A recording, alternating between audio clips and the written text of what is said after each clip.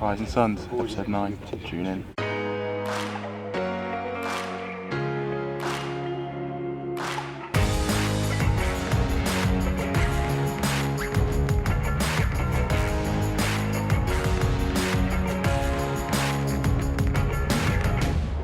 Now you're sitting here, you've got this amazing opportunity ahead of you, haven't you?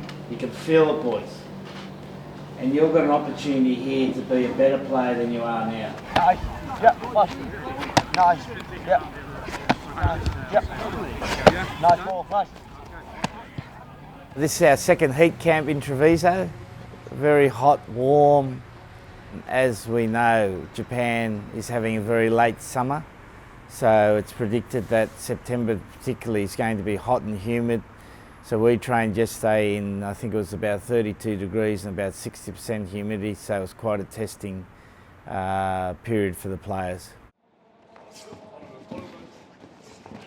Rugby's a physical, it's a skill game and it's a tactical game. And particularly to improve your skill, you need to do repetition with different sorts of stimulus. We feel that the World Cup that's going to be of great importance is the breakdown, where we're seeing referees allow the contest a bit more. So we've started doing some indoor sessions in breakdown in the gym before their strength session.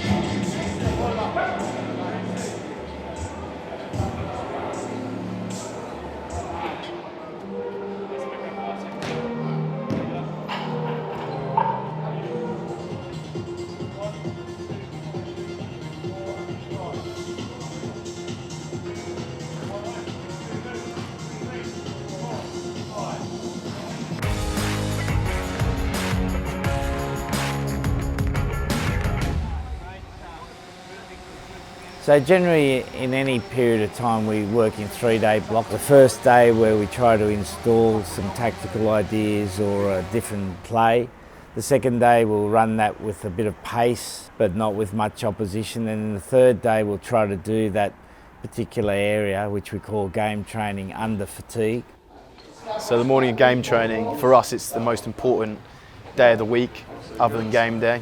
Of course, it's where we get a lot of our volume done. It's a lot of our work. We work hard, but we take pride and confidence from that. When you wake up, you've got to go do your wellness. Make sure you do all your medical screenings to make sure that you're in the right physical shape to perform. Breakfast before game training is you get a real variety, because some boys don't want to eat because the fear of, I suppose, being sick or feeling sick whilst doing the session. Some boys will load up heavy and they'll want plenty of carbs. Other lads will have something light. I think it's very much an individual thing. It depends what you want.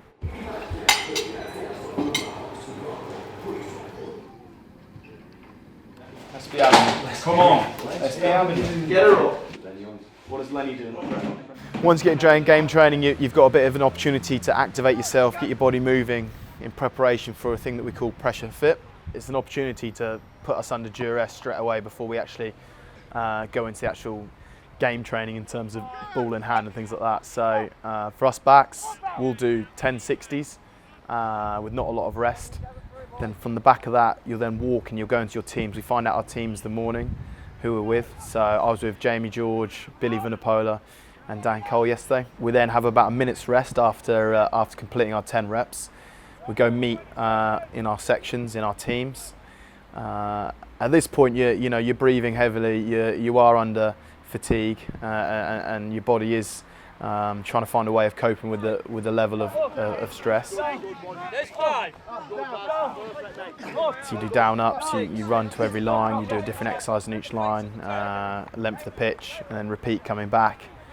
Once that's done, you've got essentially 2 minutes till training actually starts. You're going to be under game situation, you're going to be under huge amounts of stress. Your body is, you are mentally, the pressure of it. You've got to find a way of coping, and that can sometimes be an individual thing, or that can be relying on teammates to get you back on board and back on track, and then you're straight into the game training.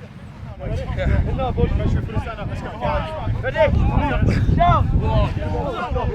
All the way back to halfway now. Come on, let's go. Let's go, boys, halfway. Come on, lads, that's it. Yes, please, Keith. Body language, boys, come on. It's hard. Now we're into our main session now. It gives me confidence to see how far we can push it as a side, how well we're working, how well we're recovering, how quickly we can lift the standards. And that ultimately is what it's about. It's breeding confidence. It's going to places where, as a team, you know you've been and you've come through the other side, and that's what allows us to do. Johnny, I need to start behind so it keeps the defender left. And have a look at you come under me. Yeah, right, Jinx is there. Jinx is there. That's the thing. I don't know if he'll get there though. He is. He's scooting I out. want a tight one though. He'll be there. Perfect, John. Again, take it out a little bit.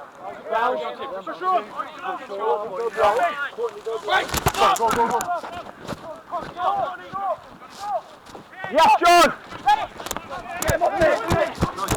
Come on, Matt. Nice speaking, G! Shot! Go, go! Go! Yes! Right line, corner! Fight me up shoulder. That's brilliant, boys. Swap the pads over. Well done, boys. From my point of view, I'm a halfback, so I'm going to get a lot of touches of the ball, so I've got to make sure I'm accurate, I've got to make sure my talk's good. And away you go, and you're trying to drive the session along with everyone else. And you know, I think it comes to a point where you really have to zone in on just being as good as you can, as accurate as you can on your bits. And I trust every other teammate that they'll do their bit, and that's enough sometimes. Go! They got his time! Play on, baby, play on!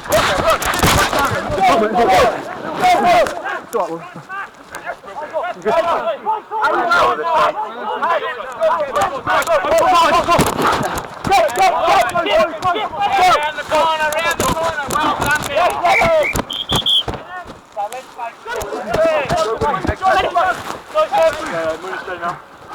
Right ball! Yes, boys! Great try, boys. Body language, boys. High, try and stay up, Good boy. Hey, boys, just come in. Just come in. Well done, Billy. That's good, boy. Had it, boy. Boys, have a water.